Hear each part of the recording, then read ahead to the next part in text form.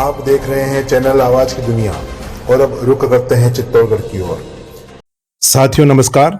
Channel के माध्यम से हम समय समय पर चित्तौड़गढ़ के आसपास की गतिविधियों को लेकर आते हैं और विभिन्न मुद्दों पर बात करते हैं और आज ऐसे ही कुछ खास विषय पर हम बातचीत करेंगे। मेरे साथ है वरिष्ठ पत्रकार चित्तौड़गढ़ के भुवनेश व्यास जी। कार्यक्रम में आपका स्वागत है। नमस्कार सर। नमस्कार, धन्यवाद। भुवनेश जी, विभिन्न मुद्दों पर आपसे कई बार बातचीत हो चुकी है। अभी वर्तमान में जो चल रहा है वो देखते हैं हम चित्तौड़गढ़ के जिले में गंगरार में स्थित मेवाड़ विश्वविद्यालय, जो कि काफी समय से विवादों में रहा है। किस तरह के विवाद यहाँ पर उपजे हैं, इसके बारे में थोड़ा सा प्रकाश डालिए। ऐसा है चेचानी जी कि मेवाड़ यूनिवर्सिटी 2008 के लगभग शुरू हुई थी यहाँ, और जो इसके प्रमोटर्स रहे हैं अशोक जी गदिया एंड गदिया परिवार पूरा ही, तो इनका उद्देश्य शुरुआत में था कि भाई गांव के लोगों को अच्छी शिक्षा मिले, यहीं की यूनिवर्सिटी हो, कहीं जाना ना पड़े, आना ना पड़े, और प्रोफेशनल तो है ही है, कुछ इनका भी लाभ था। और इन्होंने शुरुआत अच्छी की थी और काफ़ी स्टूडेंट जुड़े और आज भी जुड़े हुए हैं। लेकिन बाद में धीरे धीरे क्या है कि जो फुली प्रोफेशनल हो गई है मेवाड़ यूनिवर्सिटी, और एक के बाद एक विवादों में उलझती गई, और विवाद भी ऐसे के जिससे अब अविश्वसनीय सी हो गई है ये यूनिवर्सिटी। कभी किस कोर्स की फर्जी डिग्री, कभी किस कोर्स में अनियमितताएं, कभी क्या हो रहा है, कभी सांप्रदायिक गतिविधियां हो रही यहाँ पे, कभी देश विरोधी गतिविधियां हो रही, लगातार ये उलझी हुई है। अब हालिया जो ताजा विवाद हुआ है नर्सिंग स्टूडेंट्स का जी, तो नर्सिंग स्टूडेंट्स वाले विवाद से पहले भी इनके ऐसे एग्रीकल्चर स्टूडेंट्स के विवाद रहे हैं, एग्रीकल्चर डिप्लोमा कोर्स के, फार्मेसी कोर्स के, उसके पहले पीएचडी के भी विवाद रहे हैं। और मैं शुरू से ही इस यूनिवर्सिटी की एक एक गतिविधि पे मेरी नज़र रही है, मैं हमेशा इस पे लिखता भी रहा हूँ। तो कुल मिला के क्या है कि सरकार में मेवाड़ यूनिवर्सिटी के जो प्रवर्तक हैं, प्रमोटर्स हैं, उनकी सरकार में ऐसी घुसपैठ है कि चाहकर भी सरकार कुछ कार्रवाई नहीं कर पाती है, ना इस पर पूरा नियंत्रण कर पाती है, जबकि ये नॉर्म्स के भी विपरीत चलाई जा रही है। अब ऐसी दशा में लोगों में अविश्वास तो उत्पन्न होता है, लेकिन अभी ताजा जो घटनाक्रम हुए उससे और भी ज्यादा अविश्वास उत्पन्न हो गया है। जो अभी हम घटनाक्रम देख रहे हैं कि नर्सिंग की जो मान्यता थी वो उनको नहीं मिली है, तो क्या इनमें अनियमितता रही है कि बिना इन्होंने लाइसेंस लिए इस कोर्स को चलाया?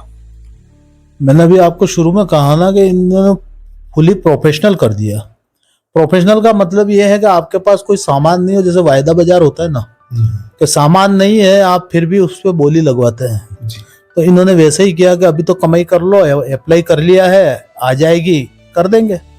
और इनके जो राजनीतिक रसूखात है इससे पूरी तरह से आश्वस्त थे कि भाई वो हमारे पास मान्यता आ ही जाएगी, लेकिन इनके नॉर्म्स में कहीं कमी रही होगी, इसलिए अभी तक मान्यता हो नहीं पाई। जैसा ये जो मेवाड़ यूनिवर्सिटी के अध्यक्ष महोदय हैं अशोक जी गदिया, उन्होंने खुद ने भी इस विवाद के बाद एक इंटरव्यू अपना वायरल किया था और कहा था कि भाई हमने अप्लाई किया है, सरकार नहीं दे रही है। अब सरकार नहीं दे रही है तो कहीं ना कहीं कोई लूप होगा, इसीलिए सरकार नहीं दे रही है, वरना सरकार तो शिक्षा को बढ़ावा लगातार दे ही रही है। और इस यूनिवर्सिटी को तो सरकार ने जितना किया है, मेरे हिसाब से शायद आसपास जितनी भी प्राइवेट यूनिवर्सिटीज है जी, उनको भी इतना सरकार ने साथ नहीं दिया जितना इस यूनिवर्सिटी का दिया है जी। जैसा कि हम जानते हैं कि 2 साल पहले फर्जी डिग्री कांड हुए थे, तो उसके अंतर्गत यहाँ से जो डिग्री जारी हुई थी वो एक तरह से कह सकते हैं वो फर्जी थी, लेकिन उस समय भी अन्य यूनिवर्सिटी तो बंद कर दी गई है, जैसे ओपीजीएस है, बहुत सारी यूनिवर्सिटी है, लेकिन इस पे आंच नहीं आई है और ये नेक ए ग्रेड लेकर आई है। इसके पीछे भी कुछ वजह होगी। मैंने आपको बताया ना कि इसके जो प्रवर्तक हैं, प्रवर्तक और कोई नहीं, एक ही परिवार के लोग हैं। मैंने अभी कुछ दिन पहले आर्टिकल लिखा था, उसमें भी सारा खुलासा किया था। ये एक ही परिवार के लोग हैं, राजनीतिक रसूखात हैं इनके, चाहे कांग्रेस की सरकार हो चाहे बीजेपी की सरकार हो, इनका कुछ बिगड़ता नहीं है और इनको शय मिलती रहती है। अब जैसे अभी आप कह रहे थे कि कुछ कार्रवाई नहीं हुई, कार्रवाई कहाँ से होगी भाई? अभी किरोड़ी लाल जी मीणा जी ने वो छापा मारा था और उस वक्त एग्रीकल्चर डिप्लोमा कोर्स इसी तरह से था कि स्टूडेंट्स की तो उपस्थिति थी नहीं, और उपस्थिति दिखा के उसकी परीक्षा भी हो रही थी और उसकी भी मान्यता नहीं थी फार्मेसी की। आप ये सोचो जी। तो उसमें किस तरह से जहर फैल रहा था ये एग्रीकल्चर में, कि जिसको कुछ आता नहीं हो। जैसे आज अपन पत्रकार है, अपने को कुछ नहीं आवे, फिर भी पत्रकार बन जाए तो अपन क्या परोसेंगे समाज को? हर कुछ परोसेंगे। तो वैसे ही वो फार्मेसी में था, इसीलिए वो किरोड़ी लाल जी ने छापा मारा। लेकिन किरोड़ी लाल जी तो खुद ही अभी सरकार से ऐसे नेगलेक्ट पड़े हैं तो उनकी कोई सुनवाई नहीं हुई। और पिछली बार जो बीएड की जो फर्जी डिग्री इन्होंने जारी करी और वो पाई गई, और लोकसभा चुनाव के समय यहाँ एसओजी की टीम आई गिरफ्तार करने के लिए। गिरफ्तार तो किसी और को करना था, मुख्य लोगों को, लेकिन उसमें राजनीतिक रसूखात काम आए इनके। और नीचे के स्तर के जो थे, मतलब वो विभाग अध्यक्ष थे, कुछ प्रोफेसर थे, एग्जामिनर थे, उनको गिरफ्तार करके ले गई और बाकी वापस सेफ बच गए। फिर हौसले बुलंद हो गए, फिर ये नर्सिंग वाला घपला कर दिया इन लोगों ने। इसके पहले आपको याद होगा कि अभी जो अध्यक्ष हैं मेवाड़ यूनिवर्सिटी के, ये उत्तराखंड की जेल में भी जाके आ चुके हैं। वो छात्रवृत्ति स्कॉलरशिप का घपला किया, इन्होंने खुद ने भी स्वीकार किया, मैं 72 दिन जेल में रहा हूँ, चालान पेश होने के बाद छूटा हूँ। तो अब चालान अगर पेश होने के बाद कोई छूटता है तो ये बिल्कुल निश्चित हो जाता है कि भाई उन्होंने गलत काम किया है। तो कोर्ट तब तक भी जमानत नहीं देती है, क्योंकि एक प्राइमरी फैसला जो होता है कि भाई यार अपराध हुआ है, उसमें भी अपराध हुआ, उसमें भी अभी तक कुछ नहीं हुआ। तो यानी कि हम कह सकते हैं कि मेवाड़ विश्वविद्यालय की जड़ जो है, हो सकता है कि गलत इरादों से ही बनी हो। हाँ, शुरुआत तो ऐसा नहीं था, लेकिन जो अभी इनके अध्यक्ष हैं अशोक जी गदिया, वे लिटरेट पर्सन है, शुरू से वो लिटरेट पर्सन रहे हैं इनके परिवार में। और उनकी मंशा तो यही थी कि भाई अच्छा एजुकेशन वातावरण बने इस जिले में। उनका गृह जिला है ये, वो दिल्ली में ही उन्होंने पढ़ाई की थी और दिल्ली में उनका बेस है आज भी, तो इनके रसूखात है, उस हिसाब से इन्होंने बनाई थी यूनिवर्सिटी। लेकिन बाद में क्या, अब धीरे धीरे वो छात्रवृत्ति घपला जब हुआ और ये जेल में गए, उसके बाद ये बैक हो गए। परिवार के दूसरे लोगों को इन्होंने एक डायरेक्टर मंडल बनाया, उसमें सब परिवार के लोगों को डाल दिया। और वो परिवार के लोग, उनका लिटरेसी से कोई लेना देना नहीं है। अब जब जिसका लिटरेसी से कोई लेना देना नहीं है, वो भला क्या करेगा? आप सोचो, वो खुद बिजनेसमैन लोग हैं, इनके परिवार के लोग मार्बल का कारोबार करते हैं, और आपको पता है आजकल मार्बल कारोबार मंदी चल रही है। तो उन लोगों को लगा कि ये धंधा ठीक है अपना। सरकार को क्या प्रयास करना चाहिए आजकल, जिस तरह से आप बता रहे हैं कि पूंजीवादी लोग भी आ रहे हैं, बिजनेस वाले लोग आ रहे हैं, और आजकल जैसे पढ़ाई का जो स्तर है बिल्कुल गिरता जा रहा है, मतलब एक तरह से डिग्री बांटने का एक व्यवसाय बन चुका है। इसके संबंध में कुछ बताइए। मैं अभी जो मेवाड़ यूनिवर्सिटी की हालत है, मैं उससे बड़ा चिंतित हूँ। चिंतित इसलिए हूँ कि नर्सिंग का जो इन्होंने अप्लाई किया, नर्सिंग कॉलेज की ग्रेड ली इन्होंने और अप्लाई किया, तो वो एक मेडिकल कॉलेज जो इन्होंने हॉस्पिटल बनाया अपने प्रीमिसेस में, वो मेडिकल कॉलेज की परमिशन लेने के उद्देश्य से बनाया। तो उसमें एक प्राइमरी स्टेप होता है कि पहले नर्सिंग कॉलेज होना चाहिए, उसके बाद मेडिकल कॉलेज होता है।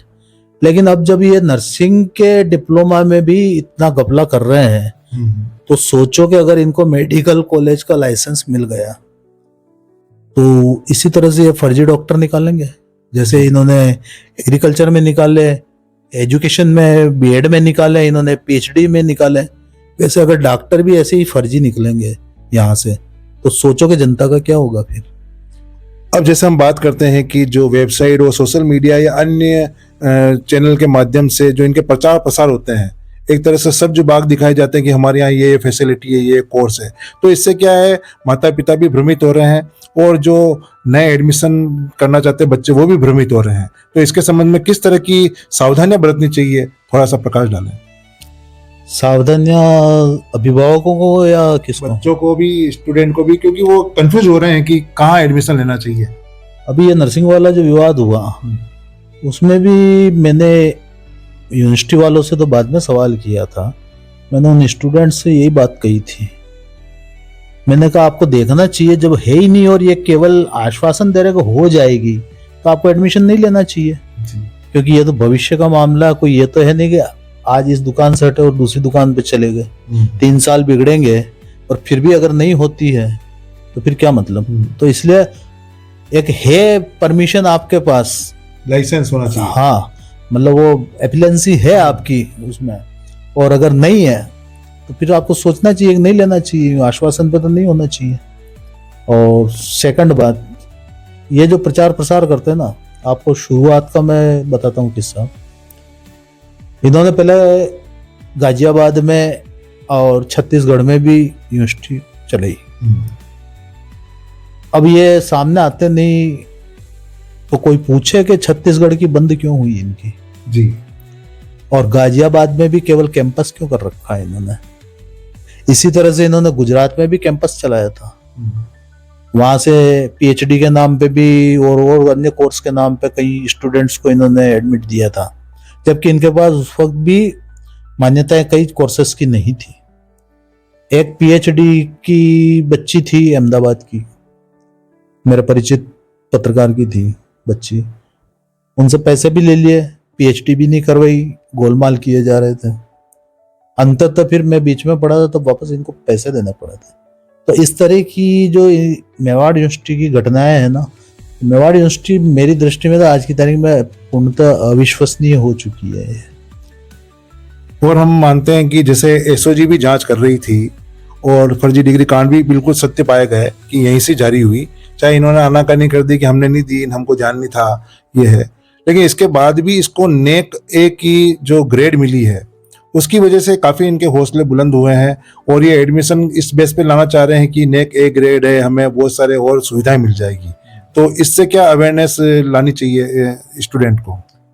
स्टूडेंट्स नहीं बल्कि सरकार को इसकी गहन जांच करनी चाहिए। और मेरा तो मानना है कि मैंने अभी पिछली बार जो एक आर्टिकल लिखा था इस यूनिवर्सिटी की घटनाक्रम पे, तो उसमें भी मैंने कहा था कि भाई ये इंटर स्टेट का मामला है जी, और अब तो ये फिर इंटरनेशनल स्तर पे कर रहे हैं ये सब काम।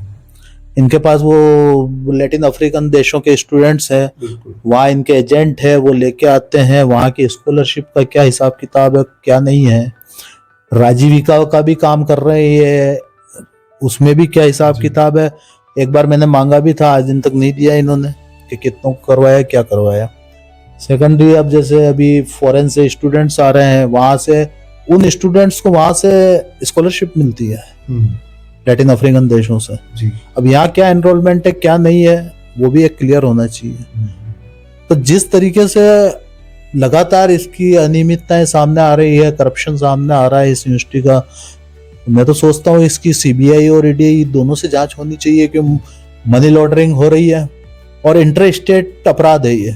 कि आप जम्मू कश्मीर से स्टूडेंट्स को ला रहे हो, चाहे पूर्वोत्तर से ला रहे हो, चाहे साउथ से लाओ, चाहे कहीं से भी लाओ, एक इंटर स्टेट मामला होता है जो अपने आप में वो सीबीआई का विषय बन जाता है। तो इसके सारे घटनाक्रम की सीबीआई से एक बार जांच होनी चाहिए और ईडी को भी इसकी फंडिंग की जांच करनी चाहिए। एक पुराना मामला भी उठा था कि पशुपालन के क्षेत्र में भी ये कोर्स करा रहे थे और वहाँ पे उसमें भी अनियमितता पाई गई और वो करीब बहुत सारे स्टूडेंट थे। उसके संबंध में आप क्या कहना चाहेंगे? बता रहा हूँ ना मैं, इसका तो अब उपाय यही है, क्योंकि सरकार चाहे कांग्रेस की सरकार थी, मनमोहन सिंह जी की सरकार, उस वक्त ये छात्रवृत्ति घपले में जेल में गए थे, ठीक है। अब ये घटनाएं हो रही, अभी बीजेपी की सरकार है 10 साल से, तो आप सोचो कि इनकी राजनीतिक पहुंच कितनी है। जी जी। तो राजनीतिक स्तर पे या सरकार के स्तर पे तो कुछ होना नहीं है, ऐसा लगता नहीं है। ये तो खुद एजेंसियां प्रसंज्ञान लेवे, ईडी और सीबीआई, या फिर कोई दस्तावेज सहित इनको वहां प्रोवाइड करा हुआ है कि भाई ऐसी यूनिवर्सिटी में ऐसा हो रहा है। वरना ना एक कलेक्टर के हाथ में तो कुछ भी नहीं है इस चीज का जी। ये लोग यहाँ आते हैं, तब भी मैं कहता हूँ यहाँ आके कर क्या रहे हो आप, कोई मतलब नहीं है इसका। कलेक्टर के हाथ में कुछ नहीं, स्टेट गवर्नमेंट के हाथ में कुछ भी नहीं है। एसओजी स्टेट गवर्नमेंट के अंडर में, आप एसओजी का हाल देख लो जी। कि पकड़ना किसको था, पकड़ किसको लेके गए, और कमेटी भी इन्होंने बिठा दी। हाँ, तो उसका कोई बाद में निर्णय पता नहीं चला क्या है। हाँ, और खुद ही फैसला कर लेते हैं, ये खुद ही जज बन जाते हैं यूनिवर्सिटी के जो प्रमोटर्स हैं। जी। तो ये थोड़ी चल सकता है क्या और इसका। जैसे फर्जी डिग्री कांड हुआ, उसके काफी दिनों बाद ये अपना स्टेटमेंट देते हैं, और जैसे नर्सिंग का भी हुआ तो काफी दिनों बाद अपनी सफाई पेश कर रहे हैं, तो उस सफाई का क्या मतलब निकल रहा है? बता रहा हूँ ना, खुद ही जज बन जाते हैं ये। तो ये थोड़ी चल सकता है क्या कि आप अपराध भी आप ही करो और आप ही फैसला कर लो कि नहीं हम तो एकदम नीट एंड क्लीन है। नीट एंड क्लीन है, ये फेसबुक पे भी इन्होंने डाला है। हाँ, अगर आप इतने ही साफ हैं, आपकी यूनिवर्सिटी में कुछ नहीं हो रहा है, आप बिल्कुल क्लीन है, आप स्वयं ही करवा लो ना सीबीआई से जांच के भी हमारे जनता में अविश्वसनीयता आ रही है। कभी आज मान लो किरोड़ी लाल जी पे आरोप लगा रहे थे हाँ बिल्कुल कि ये गलत है, तो ये क्यों नहीं सीबीआई को कह देते कि भाई जांच कर लो किरोड़ी लाल जी की, किरोड़ी लाल जी किससे पैसा लेके आए और हमारे यहाँ पे जबरदस्ती का छापा मारा इन्होंने और हमारी बदनामी करी, ऐसा ये बोल दे। पूछो, आप उनसे पूछो, कभी आप उनका इंटरव्यू लोगे, ऐसा बोलो ना आप।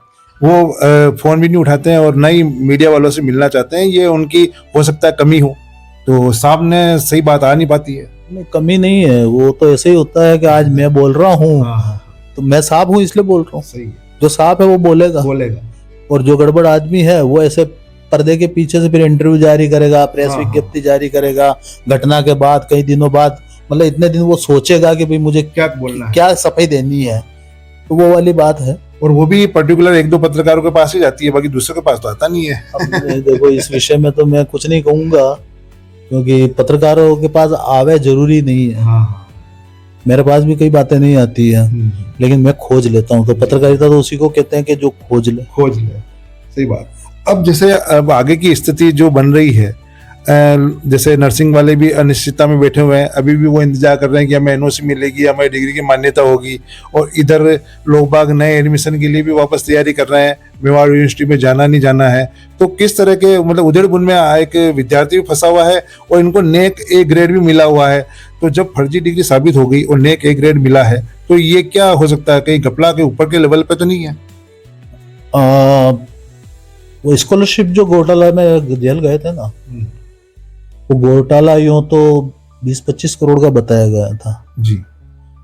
उस वक्त वो स्कॉलरशिप का घोटाला पूरे देश में हुआ था मनमोहन सिंह की सरकार में, और वो कोई मामूली घोटाला नहीं था, करीब 400-500 करोड़ का घोटाला था। उसमें ये अकेले नहीं थे, कई यूनिवर्सिटीज थी। तो अब ये तो आजकल एक बिजनेस बन गया है। मैं तो चिंता मैंने अभी जताई जैसा कि चलो ठीक है, ये तो इसमें आदमी टर्न ऑफ भी हो सकता है कि भाई यहाँ से नहीं तो दूसरी जगह से डिग्री ले लेगा, कुछ कर लेगा। लेकिन अगर डॉक्टरेट की इन्होंने फर्जी डिग्री ऐसे दी तो जनता का क्या होगा, आप ये सोचो। और सरकार की जो आप बात कह रहे हो ना कि क्या करना चाहिए, सरकार क्या करेगी? इनका इतना प्रभाव है। अभी कुछ दिन पहले एक विवाद उठा था, अखबारों में भी आया था, हमारे कुछ चैनल वालों ने भी चलाई थी। शिक्षा विभाग खुद लिख के और आदिवासी एरिया से बच्चों को बुलवाता है इस यूनिवर्सिटी में और प्रमोट करता है कि आप इसमें एडमिशन लें रिटर्न में। जिला कलेक्टर साइन करते हैं उस पर। कई ऐसे कार्यक्रम हुए। हाँ, इनको पता नहीं है, लेकिन वो प्रभाव बहुत है इनका राजनीति में, कोई कुछ बोल नहीं पाता है। समस्या यह है, तो इसकी तो एक फ्री एजेंसी से जांचें होनी चाहिए। और जनता का जहाँ तक है, अभिभावकों का जहाँ तक है, मैं तो जैसे लोग इलाज भी करवाते हैं, बीमार हो गए साहब तो सीधे प्राइवेट में भागते हैं। मैं कहता हूँ प्राइवेट में क्यों जाते हो? पहले आप सरकारी में तो जाएं, सरकारी से अगर असंतुष्ट हैं आप तो फिर प्राइवेट में जाएं। तो इसमें भी यही होना चाहिए, आप एक बार सरकार के स्तर पर तो अप्लाई करें, नहीं होता है तो प्राइवेट में जाएं। जो प्राइवेट का क्रेडिबिलिटी तो रही नहीं, जैसे एक समय था 90 के दशक में एजुकेशन का प्राइवेटाइजेशन बिहार में था और बिहार से फर्जी डिग्रियां सारी आती थी। जम्मू कश्मीर से बीएड की डिग्री आती थी फर्जी। और ये उदारीकरण के दौर में जब पूरे देश में हुआ, तो आज तो हालत ये होगी कि पूरे देश में से आ रही, जहां से पूरे देश में फैला हुआ है, पूरे देश में फैला हुआ फर्जी एग्रीकल्चर की जो किरोड़ी लाल जी ने छापे मारे थे। उस वक्त एग्रीकल्चर किरोड़ी लाल जी से बात हुई थी, आप भी होंगे शायद, मैं भी था। किरोड़ी लाल जी ने यही कहा था कि साउथ की यूनिवर्सिटियां भी फर्जी ऐसी तरीके से दे रही है। बिल्कुल। तो ये तो सरकार को जांच करवानी चाहिए इन सारी निजी यूनिवर्सिटी की, और या तो ये बंद हो या फिर इन पे कंट्रोलिंग पूरी हो, पारदर्शिता हो कि भाई आप क्या दे रहे हो बच्चों को, क्या पढ़ा रहे हो, कौन सी डिग्री दे रहे हो। जब जो यहाँ के डीन थे फार्मेसी के चंद्रुल कौशल पकड़ाए थे और जब उनकी जांच हुई, रिमांड पे हुआ, तो उन्होंने कहा था कि उनको खुद को पता नहीं कितनी अनगिनत डिग्रियां दे चुके हैं जो फार्मेसी की भी हो सकती है और हो सकता है कि उसका उपयोग नौकरी में लिया हो या मेडिकल स्टोर में लिया होगा। तो मतलब एक चिंता का विषय बन जाता है। अब आप सोचो ना, एक डीन ये कह रहा है कि मैंने कितनी ही दी उसको है, पता नहीं है, पता नहीं उसको, ठीक है ना, उसको पता है सब, लेकिन उसको किसी को बचाना था तो उसको बलि का बकरा बनाया। तो उसको ये बकायदा कहलवाया गया कि तेरे को ऐसा बोलना है। और ये मैं दावे से कह सकता हूँ किस तरह से होता है, एजेंसी कैसे काम करती है। मेरे को बरसों हो गए पत्रकारिता करते हुए, चाहे पुलिस की एजेंसी हो चाहे और दूसरी एजेंसियां हो, वो इसी तरीके से काम करती है। यानी जो इस घटनाक्रम का है या जो भी घोटाले हुए हैं, इसका मेन सरगना तो बाहर घूम रहा है और दूसरों पे आरोप लगाकर उनको वह चलो ठीक है थोड़े टाइम तक अंदर रह जाएंगे और जिस तरह से जो भी कार्रवाई होगी देख लेंगे, जमानत पे छूट चुके हैं, अब आगे क्या होगा। हाँ, कुछ नहीं होगा। ऐसे ही अगर सरकार का यही ढीला रवैया रहा तो एक समय आएगा कि यहाँ से फर्जी डॉक्टर निकलेंगे जी, और लोगों का इलाज करने के बजाय लोगों को मारेंगे ये लोग, और उस वक्त फिर सरकार जागेगी, आप ये समझो जी। तब ताले लगाएंगे तो उससे क्या मतलब रहेगा। जी। तब तक तो बहुत फर्जी डॉक्टर निकल चुके होंगे। जैसे कि फर्जी डिग्री कांड जब पकड़ाए थे तो ओपीजीएस यूनिवर्सिटी में भी यही कांड हुआ था, तो वहां पे भी इसी तरह के डीन डायरेक्टर वगैरह फंसे हुए थे, लेकिन उसके अंतर्गत तो जो चेयरमैन है वो भी अंदर गया, रजिस्ट्रार जेल में गया, इसके अलावा जो वीसी था वो भी कुलपति महोदय वो भी जेल में गए। लेकिन यहाँ पर जो मेन मुख्य जो पदाधिकारी है इन पे बिल्कुल आंच नहीं आई है, तो ये चिंता का विषय हो सकता है। अब इसको उस चीज से देखेंगे, अभी जो विधानसभा का पिछला सत्र हुआ था जी, उसके अंदर उसमें सरकार की तरफ से प्रतिवेदन रखा गया था, कोई 13 यूनिवर्सिटी थी है, उसमें इसका भी नाम था जी, राजस्थान की भी थी और हाँ, बहुत सारे। लेकिन सरकार ये नहीं बता पाई कि हमने इस पे क्या कार्रवाई की है जी। तो आप अंदाज लगा लो कि इनके कितने रसूखात हैं। जिनका रसूखात नहीं है या जो सूटकेस नहीं पहुंचाते हैं उन पे कार्रवाई हो जाती है और वो बंद है और वो बंद हो गई है। तो साथियों देखो, सवाल बहुत सारे हैं और समझने वाले भी बहुत सारे हैं, और आज इस मुद्दे पर जो बात हुई है कि शिक्षा का स्तर जो आज हम देख रहे हैं किस ओर जा रहा है, बिना लाइसेंस या मान्यता के डिग्री दी जा रही है, उनको झांसे में लिया जा रहा है, सब जो बाग दिखाए जा रहे हैं, तरह तरह की जो नेक ए ग्रेड है वगैरह ली जा रही है, और ये एक सवाल भी उठाते हैं आम जनता पर और स्टूडेंट पर, अभिभावकों के लिए भी एक सोचने का विषय बन जाता है। और आज हमने इस मुद्दे पर बात की कि क्या सही है क्या गलत है, निर्णय तो एक आपको करना है। भुवनेश जी व्यास साहब, आपने कार्यक्रम में इतनी अच्छी जानकारी दी, अपने अनुभव बताया, इसके लिए आपका बहुत बहुत धन्यवाद। धन्यवाद। और चैनल के माध्यम से और हम अनेक मुद्दों पर बातचीत करेंगे। चैनल देखने के लिए बहुत बहुत धन्यवाद, आभार, फिर मिलेंगे, नमस्कार।